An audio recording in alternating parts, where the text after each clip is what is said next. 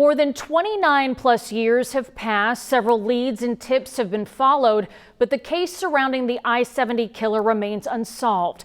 A killer that's claimed 6 lives in 5 cities, including Terre Haute.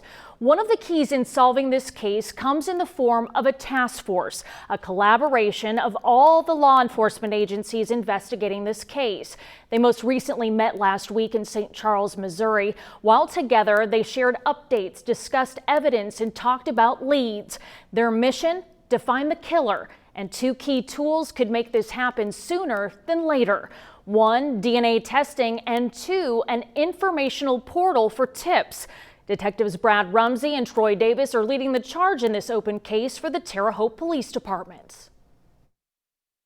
And I truly believe that the I-70 killings will be solved. Terre Haute police investigators are not giving up nearly 30 years after the murders. Media met at THPD headquarters Tuesday morning. Investigators answered questions. They made it clear there are no new breaks, but the case is moving forward. As of right now, they're looking into a half-dozen new tips from the public.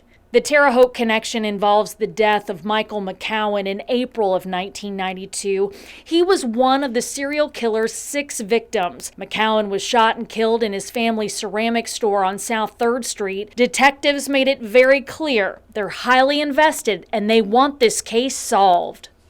It's important to close these cases.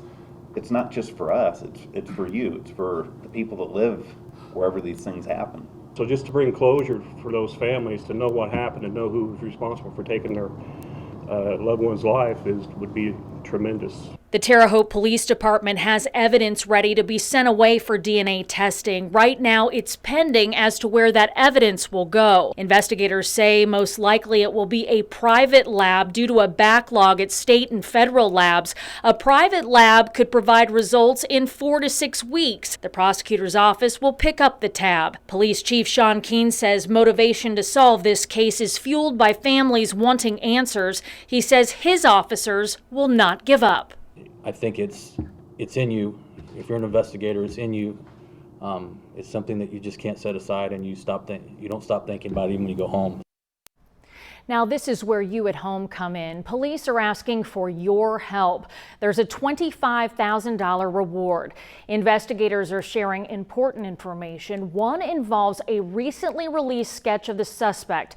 They're looking for a white male. What you're seeing right here is a composite of what this man looked like at the time of the murders and what he could look like today. Police say he's 5'6" to 5'7", weighs anywhere between 140 to 160 pounds, and has sandy blonde hair with a red tint. And 2, police say a unique firearm was used to kill the victims, likely one of the firearms that you see right here in this picture. The ballistics in all of the murders matched.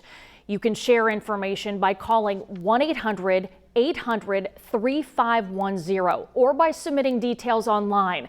We have a link to that web address for you over on our website at WTHI-TV.com.